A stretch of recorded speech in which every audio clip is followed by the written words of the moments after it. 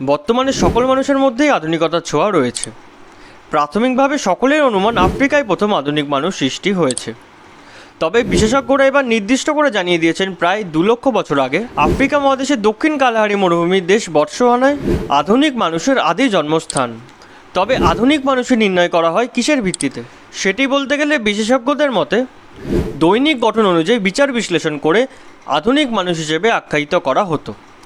কিন্তু এখন বিশেষজ্ঞরা ডিএনএ পর্যবেক্ষণ করেই আধুনিক মানুষ বিচার করেছে।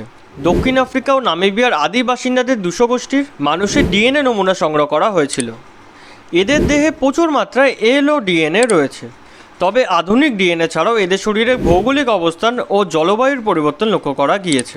গবেষণার অন্যতম বিশেষজ্ঞ ভেনেসা হেন জানান, আধুনিক মানুষের জন্মস্থানটির নাম ম্যাকগাভি ওয়াকিভাস। আজকের জন্য এইটুকুই। আরও ইন্টারেস্টিং ইনফরমেটিভ টপিকের জন্য সাবস্ক্রাইব করো চ্যানেলটা।